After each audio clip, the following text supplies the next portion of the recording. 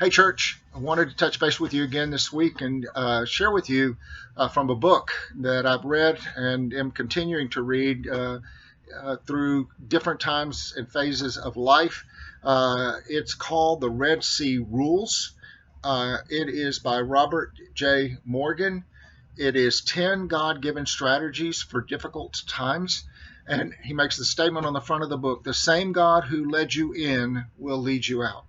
Our God is a mighty God, and He's constantly leading us. And as Jesus has said, He will never leave us and never forsake us.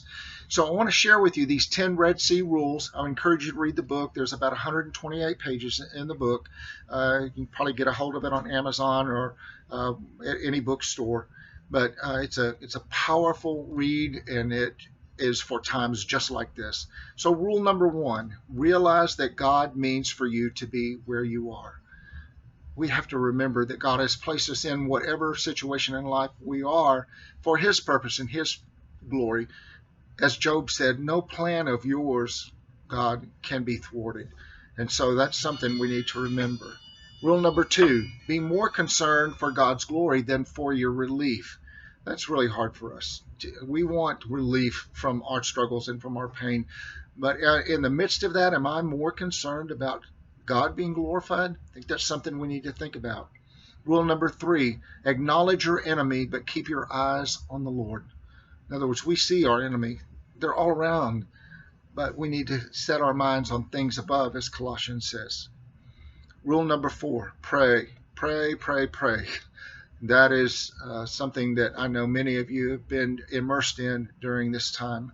Rule number five: stay calm and confident and give God time to work. Wow, that's a powerful one. Oftentimes we want it now, and God says, wait. And so we have to give God time to work. Rule number six: when unsure, just take the next logical step by faith. Rule number seven: envision God's enveloping presence. He is with us. His Spirit lives inside of us. Rule number eight: trust God to deliver in His own unique way. Oftentimes we try to deliver ourselves, and we don't give God time to work out His plan, and we find ourselves frustrated. Rule number nine: view your current crisis as a faith builder for the future. And rule number 10: don't forget to praise Him.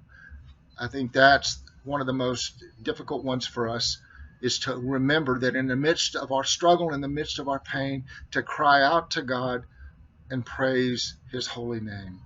I hope these steps help you. I hope that you get a hold of the book and read it. It would be a blessing to you. And I hope y'all have a blessed rest of the week.